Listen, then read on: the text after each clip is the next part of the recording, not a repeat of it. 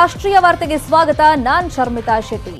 ಜಲಸಂಪನ್ಮೂಲ ಸಚಿವ ರಮೇಶ್ ಜಾರಕಿಹೊಳಿ ವಿರುದ್ಧ ಲೈಂಗಿಕ ಕಿರುಕುಳದ ಆರೋಪ ಕೇಳಿಬಂದಿದೆ. ಉತ್ತರ ಕರ್ನಾಟಕ ಭಾಗದ ಯುವತಿಗೆ ಕೆಲಸ ಕೊಡಿಸೋ ಆಮಿಷವೊಡ್ಡಿ ಲೈಂಗಿಕವಾಗಿ ಬಳಸಿಕೊಂಡಿದ್ದಾರೆ ಅನ್ನೋ ಆರೋಪ.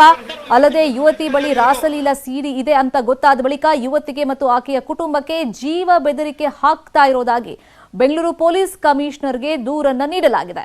ನಾಗರಿಕ ಹಕ್ಕು ಹೋರಾಟ ಸಮಿತಿಯ ಮುಖ್ಯಸ್ಥ ದಿನೇಶ್ ಕಲ್ಲಹಳ್ಳಿ ಕಮಿಷನರ್ ಕಮಲ್ ಪಂತ್ಗೆ ರಾಸಲೀಲೆಯ ವಿಡಿಯೋ, ಬೆದರಿಕೆಯ ಆಡಿಯೋ ಸಾಕ್ಷಿ ಸೇರಿದಂತೆ ದಾಖಲೆಗಳನ್ನು ಸಲ್ಲಿಸಿ ದೂರು ಕೊಟ್ಟಿರುವುದಾಗಿ ಹೇಳಿದರು.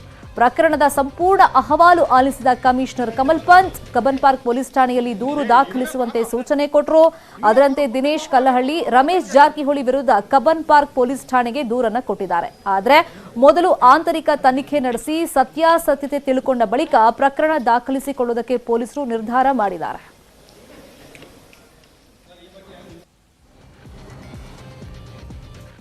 ಈ ರಾಜ್ಯದ ಪ್ರಭಾವಿ ಸಚಿವರಾದಂತಹ ರಮೇಶ್ ಜಾರಕಿಹೊಳಿ ಅವರ ಒಂದು ದೂರನ್ನ ನೀಡ್ತಾ ಇದ್ದೀನಿ. ಸಂತ್ರಸ್ತೆ ಮಹಿಳೆ ನೀಡಿದ್ದೀನಿ. ಪ್ರಕರಣ ಕಬ್ಬನ್ ಪಾರ್ಕ್ ಪೊಲೀಸ್ ಠಾಣೆ ವರ್ಗಾವಣೆ ಮಾಡಿದ್ದಾರೆ. ಪರಿಶೀಲನೆ ಮಾಡಿ ಕಮಿಷನರ್ ಸಾಹೇಬರು ಪರಿಶೀಲನೆ ಮಾಡಿ ಇಡೀ ಪ್ರಕರಣ ಕಬ್ಬನ್ ಪಾರ್ಕ್ ಠಾಣೆಗೆ ಕಳಿಸಿದ್ದಾರೆ. ಹಾಲಿ ನೀರಾವರಿ ಮಂತ್ರಿ ಶ್ರೀ ರಮೇಶ್ ಜಾರಕಿಹೊಳಿ ವಿರುದ್ಧ ಲೈಂಗಿಕ ಮೇಲ್ಕಂಡ ವಿಷಯಕ್ಕೆ ಸಂಬಂಧಿಸಿದಂತೆ ರಾಜ್ಯದ ಹಾಲಿ ಬೃಹತ್ ನೀರಾವರಿ ಸಚಿವರಾದಂತಹ ಶ್ರೀ ರಮೇಶ್ ಜಾರಕಿಹೊಳಿ ಅವರು ಮಹಿಳೆಯೊಬ್ಬರಿಗೆ ಲೈಂಗಿಕ ಕಿರುಕುಳ ನೀಡಿ ಉದ್ಯೋಗದ ಆಮಿಷ ಒಡ್ಡಿ ಜೀವ ಬೆದರಿಕೆ ಹಾಕುತ್ತಿರುವ ಬಗ್ಗೆ ದೂರು. ಈ ರಾಜ್ಯದ ದಿನೇಶ್ ಕಲ್ಲಹಳ್ಳಿ ಅವರು ಈಗ ಬಂದು ನಮಗೊಂದು ರೆಪ್ರೆಸೆಂಟೇಷನ್ ಕೊಟ್ಟಿದ್ದಾರೆ.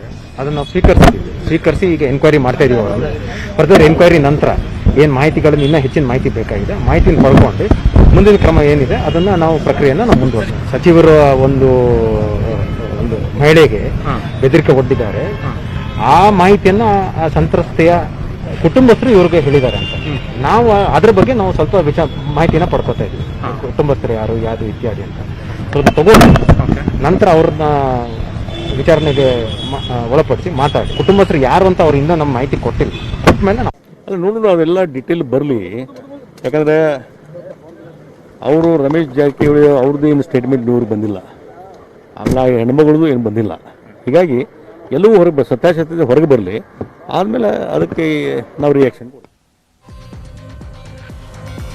ಒಬ್ಬರು ಸಚಿವರು ಸಿಡಿ ಕೇಸಲ್ಲಿ ಸಿಕ್ಕಾಕೊಂಡಿದ್ರೆ ಮತ್ತೊಬ್ರು ಸಚಿವರು ವಿವಾದಗಳಿಂದಲೇ ಸಿಕ್ಕಾಪಟ್ಟೆ ಸುದ್ದಿ ಆಗ್ತಾ ಇದ್ದಾರೆ. ಅವ್ರು ಇನ್ಯಾರು ಅಲ್ಲ, ಬಿಜೆಪಿಯಲ್ಲಿ ವಲಸೆ ಸಚಿವರು ಅಂತಾನೆ ಫೇಮಸ್ ಆಗಿರೋ ಕೃಷಿ ಸಚಿವ ಬಿಸಿ ಪಾಟೀಲ್. ಗೌರವನ ಕಹಾನಿ ಏನು ಅಂತ ತೋರಿಸ್ತೀವಿ ನೋಡಿ. ಕೃಷಿ ಸಚಿವ ಬಿಸಿ ಪಾಟೀಲ್ಗೂ ವಿವಾದಗಳಿಗೂ ಗಳಸ್ಯ ಕಂಠಸ್ಯ ಗೆಳೆತನ ಅನ್ಸುತ್ತೆ. ತಿಂಗಳಿಗೊಂದಾದ್ರೂ ವಿವಾದ ಮಾಡಿಕೊಳ್ಳಿಲ್ಲ ಅಂದ್ರೆ ಬಿಸಿ ಪಾಟೀಲ್ರಿಗೆ ನಿದ್ದೆನೆ ಬರಲ್ಲ. ರೈತರನ್ನ ಹೇಡಿಗಳು ಅಂದ್ರು. ಕಟಾವಿಗೆ ಬಂದಿದ್ದ ಭತ್ತಕ್ಕೆ ರಸಗೊಬ್ಬರ ಹಾಕಿದ್ರು. ಈಗ ಮನೆಗೆ ವೈದ್ಯರನ್ನ ಕರೆಸಿಕೊಂಡು ಕೊರೋನಾ ಲಸಿಕೆ ಪಡೆದಿದ್ದಾರೆ ಮಂತ್ರಿಗಳು. ನಿನ್ನೆ ಪ್ರಧಾನಿ ನರೇಂದ್ರ ಮೋದಿಯವರೇ ದೆಹಲಿ ಏಮ್ಸ್ ಆಸ್ಪತ್ರೆಗೆ ಬಂದು ಲಸಿಕೆ ಪಡೆದಿದ್ರು. ಕೊರೋನಾ ಲಸಿಕೆಯನ್ನ ಆಸ್ಪತ್ರೆಗಳಿಗೆ ಬಂದು ನೋಂದಣಿ ಮಾಡಿಸಬೇಕು ಅನ್ನೋ ನಿಯಮವನ್ನ ಪ್ರಧಾನಿ ಮೋದಿಯವರು ಶಿಸ್ತಾಗಿ ಪಾಲಿಸಿದ್ರು. ಇನ್ಫೋಸಿಸ್ನ ನಾರಾಯಣ ಮೂರ್ತಿ, ಸುಧಾಮೂರ್ತಿ, ಅಮಿತ್ ಶಾ ಸೇರಿದಂತೆ ಗಣ್ಯಾತಿಗಣ್ಯರು ಆಸ್ಪತ್ರೆಗಳಿಗೆ ಬಂದು ಲಸಿಕೆ ಪಡೆದು ಜನರಿಗೆ ಮಾದರಿಯಾದ್ರು. ಆದ್ರೆ ಬಿಸಿ ಪಾಟೀಲರು ಮನೆಗೆ ವೈದ್ಯರನ್ನ ಕರೆಸಿಕೊಂಡು ಲಸಿಕೆ ಪಡೆದು ನಿಯಮಗಳನ್ನೆಲ್ಲ ಗಾಳಿಗೆ ತೂರಿದ್ದಾರೆ. ಕೇಳಿದ್ರೆ ಅದ್ರಲ್ಲೇನ್ರಿ ತಪ್ಪು ಅಂತ ಸಮರ್ಥನೆ ಬೇರೆ. ಇದು ದೊಡ್ಡ ವಿಷಯ ಏನೂ ಅಲ್ಲ. ಇದ್ರ ಬಗ್ಗೆ ಯಾಕೆ ಇಷ್ಟು ತಲೆ ಕೆಡಿಸ್ಕೊತಾರೆ ನನಗೆ ಗೊತ್ತಿಲ್ಲಪ್ಪ.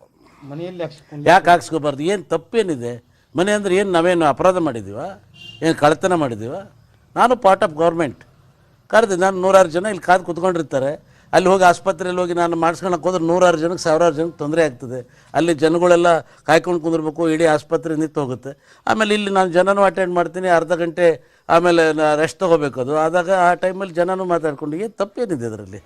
ಸಚಿವ ಬಿಸಿ ಪಾಟೀಲ್ಗೆ ಮನೆಯಲ್ಲೇ ಲಸಿಕೆ ಕೊಟ್ಟಿದ್ದು ಸರಿನಾ ಅಂತ ತಾಲೂಕು ಆರೋಗ್ಯಾಧಿಕಾರಿ ಅವರನ್ನ ಕೇಳಿದ್ರೆ ಅವರು ಸಮರ್ಥನೆ ಮಾಡಿಕೊಂಡ್ರು. ಇದು ನಾನು ಒಂದು ಒಳ್ಳೆ ರೀತಿಯಿಂದ ನಾವು ಕವರೇಜ್ ಮಾಡ್ಬೋದು ಅಂತ ಆ ಇಂಟೆನ್ಷನಲ್ಲಿ ಹೋಗಿದ್ದೆ. ಅದು ಇಂಟೆನ್ಷನ್ ಮಾಡ್ಕೊಂಡು ಬಂದಿದ್ದೆ. ರೂಲ್ಸ್ ಒಳ್ಳೆ ಅಂತೇನಿಲ್ಲ. ನಾವು ಒಂದು ಫ್ರೂಟ್ಫುಲ್ ಆಗ್ಬೋದು, ಒಂದು ಜಾಸ್ತಿ ಜನ ಸಿಗ್ಬೋದು, ಮಾನ್ಯ ಮಂತ್ರಿಗಳ ಮನೆಗೆ ಸಾಕಷ್ಟು ಜನ ಬರ್ತಾ ಇರ್ತಾರೆ. ಆ ನಿಟ್ಟಿನಲ್ಲಿ ಹೋಗಿದ್ದು. ಪ್ರಕರಣ ಗಂಭೀರವಾಗ್ತಿದ್ದಂತೆ ತಾಲೂಕು ಆರೋಗ್ಯಾಧಿಕಾರಿಗೆ ಕಾರಣ ಕೇಳಿ ಜಿಲ್ಲಾ ಆರೋಗ್ಯಾಧಿಕಾರಿ ನೋಟಿಸ್ ಕೊಟ್ಟಿದ್ದಾರೆ.